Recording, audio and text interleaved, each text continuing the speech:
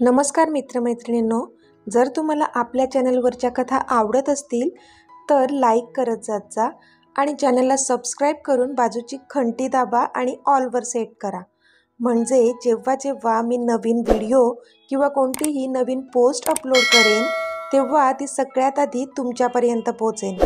धन्यवाद। तर वळूया आपल्या कथेच्या पुढच्या भागाकडे।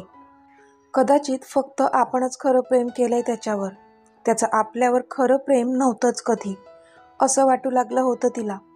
पण तिला तर ह्याची कल्पनाच नव्हती की तो तुझ्याशिवाय कसा जगतोय। फक्त जिवंत आहे तो तुझ्याशिवाय, ना त्याच्यात कोणत्याच फिलिंग शिल्लक राहिल्यात, नाही कोणाबद्दल प्रेम। फक्त जगायचं म्हणून जगतोय तो, अपूर्ण आहे तो तुझ्याशिवाय। तुझ्यासोबत तुमची मुलं तरी होती, पण तो कसा जगला असेल तुझ्याशिवाय एकटा। त्याच्यासाठी तर तूच त्याचं जग होतीस। तो कसा जगला असेल तुझ्याशिवाय एकटा ह्याची कल्पना तू न केलेलीच बरी। आता पुढे अमित त्याच्या रूममध्ये गेला आणि त्याने रागाने तिथला फ्लॉवर पॉट खाली फेकला। त्याला खूपच राग आला होता। त्याच्या मॉमच्या सांगण्यानुसार त्याने एंगेजमेंट करण्यासाठी होकार तर दिला होता, पण इतक्या लवकर त्याला एंगेजमेंट करायची नव्हतीच। पण ह्या सगळ्यांनी मिळून मात्र त्याच्याही नकळत डेट फिक्स करायला लावली होती, ज्यामुळे त्याचा राग उफाळून आला होता। त्यामध्ये त्याचे मॉम डॅड पण होते, म्हणून त्याला जास्तच राग येत होता। आता तो डोकं गच्च पकडून बेडवर बसला होता। तिचा आनंदी चेहरा वारंवार त्याच्या नजरेसमोर येत होता, जेव्हा त्याने प्रेमाने तिच्या हातात ती रिंग घातली होती, तिच्या बर्थडेच्या दिवशी। तिचा कितीही तिरस्कार करत असला तरी हृदयात मात्र तीच होती। तिरस्काराच्या निमित्ताने का होईना, पण तीच होती। शेवटी तो उठला आणि पुन्हा ऑफिसला निघून गेला। गुड मॉर्निंग मम्मा, जिनू त्याचे छोटे हात तिच्या गालावर ठेवून बोलला। तशी ती झोपेतून उठली। रात्री विचार करून करून तिला खूप उशिरा झोप लागली होती, त्यामुळे तिला उठायला उशीर झाला होता। गुड मॉर्निंग, ती पण हसून बोलली आणि तिने त्याला जवळ घेतलं। मम्मा, मी पण आहे, प्रिन्सेस क्यूट फेस करून बोलली। तशी ती गालातच हसली। ये, जानूने दोन्ही हात पसरवून तिला पण मिठीत यायला सांगितलं। तशी ती पण तिच्या कुशीत शिरली। जिनू, प्रिन्सेस, गरमागरम पोहे रेडी आहेत, चला नाश्ता करायला। आशू आत आली आणि बोलली। त्यावर ते दोघेही उठून बाहेर गेले आणि त्यांचा नाश्ता करू लागले। जानू, तू तुझं आवरून घे, मग आपण घरातलं सामान आणायला जाऊया, ओके? आशू बोलली तशी जानूने हो मध्ये मान हलवली। तू आंघोळ करून ये, मी चहा मागवलाय आपल्यासाठी, आशू बोलली तशी जानू हो बोलून आंघोळीला गेली। जानूने पण स्वतःचं आवरलं आणि मग दोघींनी एकत्र चहा नाश्ता केला। जानूने जिनू आणि प्रिन्सेस दोघांनाही तयार केलं आणि आदर्शच्या फ्लॅटवर पाठवलं। त्याला तिने रिक्वेस्ट केली की त्या दोघी येईपर्यंत त्यांना तिथेच राहू देत। आदर्शला पण काहीच प्रॉब्लेम नव्हता, उलट त्याला जास्त आवडलं, त्याचाही टाइमपास झाला असता। जानू त्याला थँक्यू बोलली आणि मग टॅक्सी करून त्या दोघी बाहेर गेल्या। सगळ्यात आधी त्या डीमार्टमध्ये गेल्या। दोघींनीही एकदा सगळीकडे नजर फिरवली। मग घरात किचनसाठी लागणारं सगळं सामान त्यांनी घेतलं। त्यांनी लिस्ट आधीच तयार करून आणली होती, त्यामुळे त्यांना जास्त वेळ लागला नाही। ते सगळं सामान टॅक्सीमध्ये ठेवून त्या मग बाजूच्या मॉलमध्ये गेल्या। तिथून ऑफिस वेअरसाठी तिला तिच्यासाठी कपडे घ्यायचे होते। तिने तिच्यासाठी ऑफिससाठी लागणारे कपडे घेतले। त्याचसोबत आशूसाठी पण 2 ड्रेसेस घेतले आणि मग जिनू आणि प्रिन्सेससाठी एक टॉय पण घेतला, जेणेकरून दोघेही आपल्यासाठी काहीच आणलं नाही ह्यामुळे रागवू नये म्हणून। त्यांची शॉपिंग आता झालीच होती आणि त्या दोघी तिथून निघतच होत्या। तोच तिची नजर समोर गेली आणि तिला रॉनी दिसला। तसे तिचे पाय जागीच थबकले। आज कित्येक वर्षांनी त्याला पाहत होती ती। तिचे डोळे भरून आले। का नाही येणार, त्याचे खूप उपकार होते तिच्यावर। जर तो त्या दिवशी नसता तर आज तिचा मीत सुद्धा ह्या जगात नसता। तिच्या मीतला त्यानेच तर वाचवलं होतं। त्याच्या बॉसवर झाडलेल्या गोळ्या त्याने स्वतःवर झेलून त्याच्या बॉसला जीवनदान दिलं होतं। त्यासाठी ती नेहमीच त्याची ऋणी राहणार होती। पण आत्ता मात्र त्याला पाहून तिच्या हृदयाची धडधड काही क्षणांसाठी वाढली, कारण रॉनी इथे आहे म्हणजेच तो सुद्धा इथेच असणार। ती अस्वस्थ झाली. त्याला पाहण्यासाठी मन बेचैन होऊ लागलं होतं, पण एक भीतीही वाटत होती. तिची नजर पूर्ण मॉलमध्ये सैरभैर फिरू लागली. त्याची एक झलक पाहायला मिळावी आणि आपलं मन शांत व्हावं, असं ह्या क्षणी तिला वाटू लागलं होतं. बाजूला उभी राहून रॉनी जिथून चालत येत होता त्या रस्त्यावर तिची नजर स्थिरावली होती, पण तो मात्र तिच्या नजरेला दिसत नव्हता आणि म्हणून ती पण आता हिरमुसली होती. जानू, काय झालं? तू इथे कोपऱ्यात का उभी आहेस? आशूने मागून येऊन तिला आवाज दिला. तशी ती भानावर आली. हां, नाही, काही नाही. ते मी तुलाच शोधत होते. जानू इकडे तिकडे नजर फिरवत बोलली. अजूनही त्यालाच शोधत होती, पण नव्हताच दिसला तो तिला. अगं, मी छत्री घेण्यासाठी गेले होते. ही बघ कशी आहे. आशू तिच्या हातातली छत्री तिला दाखवत बोलली. छान आहे. जानूची नजर अजूनही त्यालाच शोधत होती. चल निघायचं मग, आशू बोलली तसं जानूने एकदा तिच्याकडे पाहिलं आणि मग पुन्हा रॉनी ज्या दिशेने गेला त्या दिशेकडे पाहिलं, पण तिची निराशाच झाली होती कारण तिला तो कुठेच दिसला नव्हता. ओके चल, जानू खाली मान घालून बोलली. तशा दोघीही तिथून निघून गेल्या. एका क्लायंटने त्यांची मीटिंग तिथल्याच एका कॅफेमध्ये अरेंज केली होती. अमित घरी निघून गेल्यामुळे रॉनी एकटाच त्या मॉलमध्ये आला होता ती मीटिंग अटेंड करण्यासाठी आणि त्यामुळे जानूला तो दिसला नव्हता. इथे मॉमने स्वतःला त्यांच्या रूममध्ये कोंडून घेतलं होतं. त्यांना अमितचा राग तर आलाच होता, पण त्याहीपेक्षा काळजी जास्त वाटत होती. असा कसा तो एका क्षणात ही एंगेजमेंट मोडू शकतो? मॉमना शर्वी आवडली होती त्याच्यासाठी. त्यांना माहीत होतं जोपर्यंत तो लग्न करणार नाही तोपर्यंत तो जान्हवीच्या आठवणीतून बाहेर पडणारच नाही. ती जर का लग्न करून सुखात राहू शकत असेल तर मग तो का नाही? माझ्या मुलालाही अधिकार आहे खुश राहण्याचा. त्याने का तिच्याच आठवणीमध्ये झुरायचं नेहमी? बास झालं, तेवढं पास झालं. आता तर इतकी वर्षे निघून गेली आहेत ह्यामध्ये, तरीसुद्धा तो मात्र जिथे होता तिथेच आहे. त्या विचारच करत होत्या की डॅड रूममध्ये आले. रीमा, बाद झाला हा राग. अगं, सकाळपासून तू काहीच खाल्लं नाहीये. आता रात्र होत आली आहे, तुला त्रास होईल.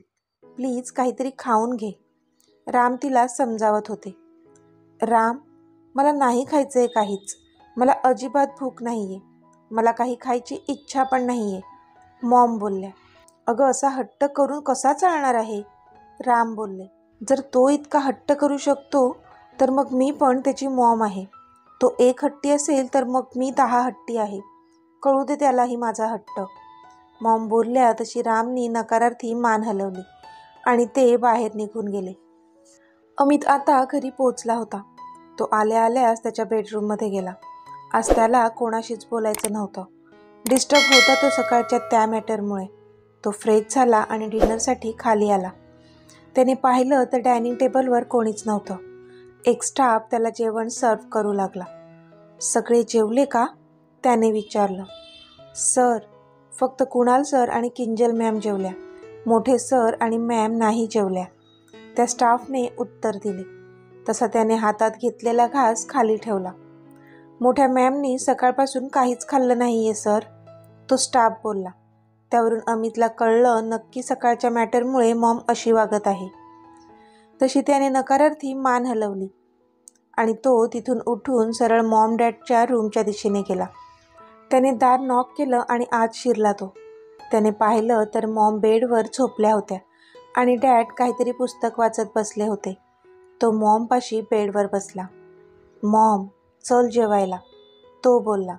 अहो, ह्याला सांगा मला भूक नाहीये, मॉम रागवून बोलल्या. तसा त्याने पुन्हा एक सुस्कारा सोडला. मॉम, काय झालंय? तू का अशी वागत आहेस? तुला माहिती आहे ना उपाशी राहिल्याने तुला त्रास होतो, तो बोलला. मी अशी का वागते आणि तू काय करतोयस? मॉमने चिडून विचारलं. कशाबद्दल बोलतेस तू मॉम?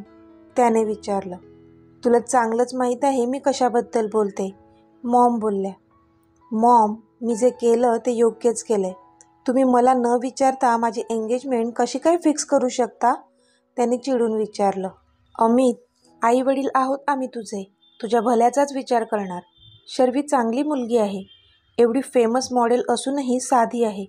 सगळ्यांना समजूनही घेते, तुलाही समजून घेईन. आणि जोपर्यंत तू हे लग्न करत नाहीस तोपर्यंत त्या जान्हवीचं भूत तुझ्या डोक्यातून उतरणार नाही. ती तर सुखात संसार करत असेल रे तिचा, मग तू का तिच्या आठवणीत झुरतोय? मॉम बोलल्या. असं काही नाही आहे मॉम, आणि प्लीज तिचा विषय नकोय मला आपल्या घरात, तो चिडून बोलला. तीच तर कारण आहे तुझ्या ह्या अवस्थेची. तुला जेव्हा तिची गरज होती तेव्हा तर ती तुला सोडून निघून गेली. माझ्या बाळाची काय अवस्था झाली होती तिच्यामुळे. कधीच खुश नाही राहणार ती आयुष्यात. एका आईला पण दुःख देऊन गेली ती. मॉम रडून बोलल्या. मॉम बंद कर तिचा विषय प्लीज, अमित आता चिडून बोलला. त्याचे डोळे पण आता पाणावले होते. तशा मॉम थांबल्या. तू चल जेवून घे आधी, थोड्या वेळाने तोच बोलला. नाही, मी नाही जेवणार, मला तुला सुखात बघायचंय. तू आधी प्रॉमिस कर की तू शर्वीशी लग्न करशील, तर आणि तरच मी जेवायला येईन तुझ्यासोबत, मॉम हट्टाने बोलल्या. अमितने रागाने 2 बोटं कपाळावर घासली. शेवटी मॉमच्या हट्टापुढे त्याला झुकावंच लागलं. बरं ठीक आहे, जसं तुला हवंय तसंच होईल. मी तयार आहे शर्वीसोबत लग्न करण्यासाठी, पण इतक्या लवकर एंगेजमेंट नाही करणार मी, मला थोडा वेळ हवा आहे. तो बोलला तशी मॉमच्या चेहऱ्यावर स्माईल आली. चालेल, घे तू तुझा वेळ, मॉम बोलल्या. त्यांना त्याने होकार दिला होता त्यातच खुश होत्या त्या. चल आता तरी जेवून घेशील, तो बोलला. हो चल, असं म्हणत मॉम त्याच्यासोबत बाहेर आल्या. त्यांच्या पाठोपाठ डॅडसुद्धा आले. तिघांनाही स्टाफने जेवण वाढलं. तसे तिघेही जेवले आणि आपापल्या बेडरूममध्ये गेले. अमित एकटाच बाल्कनीमध्ये ड्रिंक करत उभा होता. त्याचं आता हे रोजचंच झालं होतं. जानू त्याला सोडून जाऊन इतकी वर्ष निघून गेली होती, पण तरी तिच्या आठवणी काही केल्या त्याच्या मनातून जातच नव्हत्या. ती आता बाल्कनीमध्ये येईल आणि मागून आपल्याला मिठी मारेल. मग म्हणेन, मीत चला ना झोपायला, मला तुमच्या मिठीशिवाय झोप येत नाही. सगळं आठवून त्याला कसंसच होत होतं. राग इतका येत होता की हातात असलेला ग्लास हातातच फुटला होता आणि रक्त येत होतं हातातून, पण त्याचं लक्ष अजिबात नव्हतं त्याकडे. डोळ्यातून अश्रू वाहत होते ते वेगळे.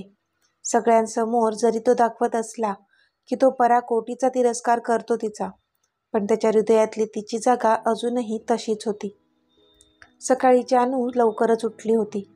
तिने तिचं आवरलं आणि चहा पीत डायनिंग टेबलवर बसली ती. आशू पण तिच्या बाजूला येऊन बसली. जानू, आर यू ओके? आशूने विचारलं, कारण जानू एकटक शून्यात बघत होती. आशू, मला भीती वाटते, आज त्यांच्या समोर जायचं आहे मला. मी स्वतःला थांबवू शकेन का त्यांच्यावर प्रेम करण्यावाचून? जानू बोलली. तिचे डोळे पाणावले होते. जानू, सगळं ठीक होईल, डोंट वरी, आशू बोलली. आशू, ते मला विसरले. त्यांचं किती जास्त प्रेम होतं माझ्यावर. मला वाटलं होतं ते आम्हाला शोधतील, पण नाही, ते तर त्यांच्या आयुष्यात खूप पुढे निघून गेले आणि आता लग्नसुद्धा करणार आहेत, जानू रडून बोलली. जानू, सावर स्वतःला. तूच म्हणतेस ना की आता जिनू आणि प्रिन्सेसच तुझं जग आहे, मग आता नको विचार करू कसलाच, आशू तिला समजावत होती. इतक्यात दारावरची बेल वाजली. मी बघते, आशू बोलली आणि तिने दार उघडलं तर समोर आदर्श होता. गुड मॉर्निंग, तो बोलला. त्यावर आशूने पण त्याला ग्रीट केलं आणि आत येण्यास सांगितलं.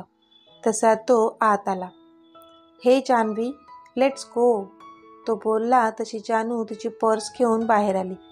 बाय आशू, दोघांची नीट काळजी घेशील.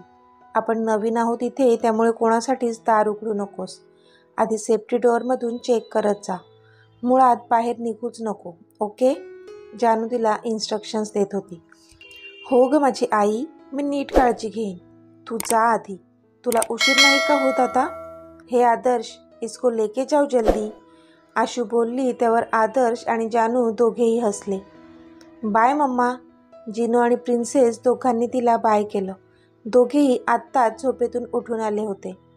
बाय बच्चा, मासीला जास्त त्रास नका देऊ हां, तिने खाली बसून दोघांनाही कुशीत घेतलं आणि किस करून बोलली ती. येस मम्मा, दोघेही एकसाथ बोलले. तशा आशू आणि जानू दोघीही गालात हसल्या. आता आदर्श आणि जानू दोघेही ऑफिसमध्ये पोहोचले होते. त्यांनी रिसेप्शनवर आपला ID दाखवला आणि अपॉइंटमेंट लेटर सबमिट केलं. तसं त्यांना 5व्या फ्लोअरवर जायला सांगितलं. त्यांच्या आधीच त्यांच्या कंपनीचा बाकीच्या 10 जणांचा स्टाफ येऊन राहिला होता तिथे. जानूला मात्र आता भलतंच टेन्शन आलं होतं. अमितला इतक्या वर्षांनी बघणार होती ती, भेटणार होती. त्याची हुरहुर तर होतीच. पण आत्ता ऑफिसमधल्या कोणत्या स्टाफने आपल्याला पाहिलं आणि ओळखलं तर काय होईल ह्याची ही भीती होतीच तिला. पण तिच्या सुदैवाने तिथला पूर्ण स्टाफ नवीन होता, म्हणून तिला कोणीच ओळखलं नव्हतं. शिवाय अमितने सगळ्या सोशल साईटवरून तिचे आणि त्या दोघांचे सगळे फोटोज काढून टाकले होते. त्यामुळे आता ती त्याची बायको होती हे कोणालाच कळणार नव्हतं. तिथल्या मार्केटिंग हेडच्या केबिनमध्ये जानू आणि आदर्श गेले. त्यांना ते भेटले. त्यांचा इंट्रोडक्शन झालं. मग त्यांना त्यांची केबिन देण्यात आली. दोघेही एकाच प्रोजेक्टवर काम करत असल्यामुळे सध्या दोघांनाही एकच केबिन दिली होती. मिसेस जान्हवी आणि मिस्टर आदर्श आमचे CEO बरोबर 4 वाजता येतील आणि तेव्हाच मीटिंग सुरू होईल. तुमचं इंट्रो वगैरे काहीच होणार नाही. त्यांना ह्यामध्ये वेळ घालवलेला अजिबात आवडत नाही. म्हणून तुमची भेट डायरेक्ट कॉन्फरन्स हॉलमध्ये मीटिंगच्या दरम्यानच होईल. ते येईस्तोवर तुम्ही तुमचा प्रोजेक्ट स्टडी करून ठेवा. Okay, have a good day.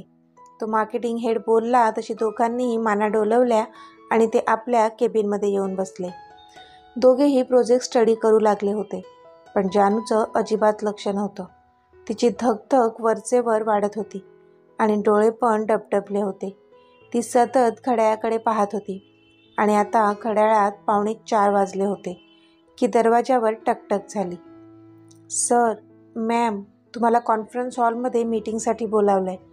एक प्यून येऊन सांगून गेला. तसं आता हिचं हृदय तेवढं बाहेर यायचं बाकी राहिलं होतं. एवढं ते धडधडू लागलं होतं. लेट्स गो जान्हवी, आदर्श बोलला तशी ती मान खाली घालून त्याच्यासोबत निघून गेली.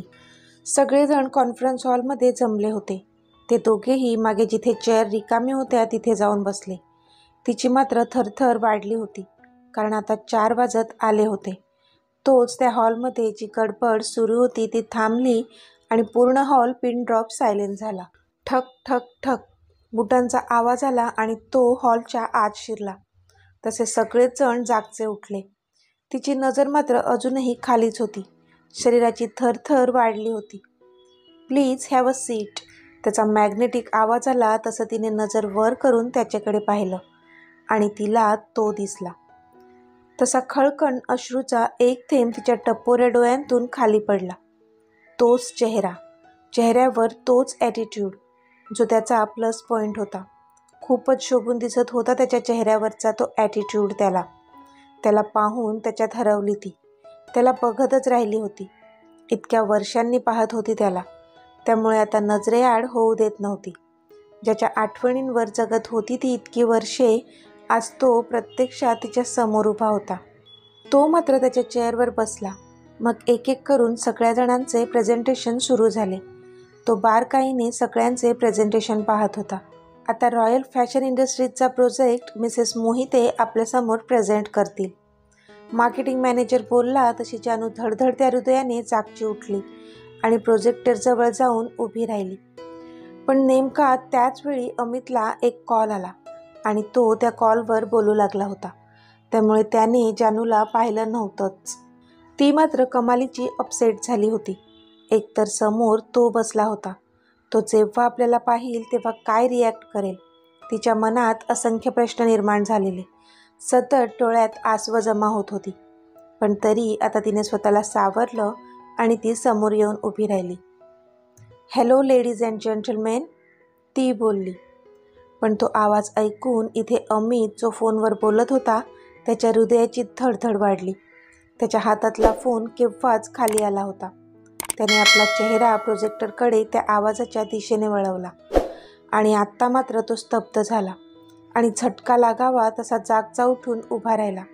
डोळे अश्रूंनी भरले होते. तोंडातून शब्द फुटत नव्हते, कारण समोर ती उभी होती, त्याची जान.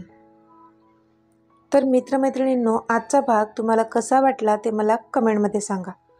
आणि जर आवडला असेल तर व्हिडिओला लाईक करा, शेअर करा आणि चॅनलला सबस्क्राईब करून बाजूची घंटी नक्की दाबा. चला तर भेटूया आपल्या पुढच्या भागात. तोपर्यंत धन्यवाद.